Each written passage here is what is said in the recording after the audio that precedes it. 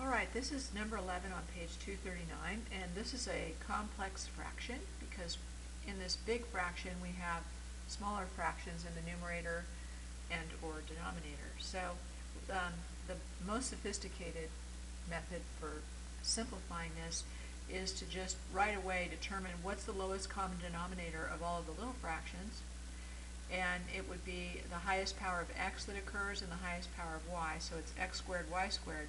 And then we multiply both the numerator and denominator by that lowest common denominator. In essence, this right here is just a big 1. So when we distribute that over the numerator, x squared y squared, when we multiply it by this first term, the x squareds cancel and we just get y squared. When we multiply this by the second term, the y squareds cancel and we just get x squared times 1. And then in the denominator, we multiply x squared y squared by 1 over x squared. The x squareds cancel, so we get y squared.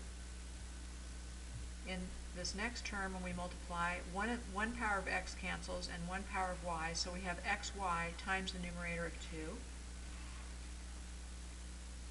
And when we multiply this by the last term, the y squareds cancel and we get x squared. So then we have to look and see if we can simplify this fraction at all. And in fact, we can by factoring. The numerator, this is a difference of 2 squares. So this factors to y plus x times y minus x.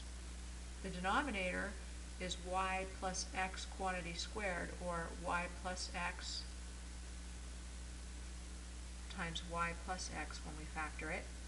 And so we have 1 here, and our final answer is y minus x over y plus x. And that's it. That's a much more simplified expression than the original complex fraction.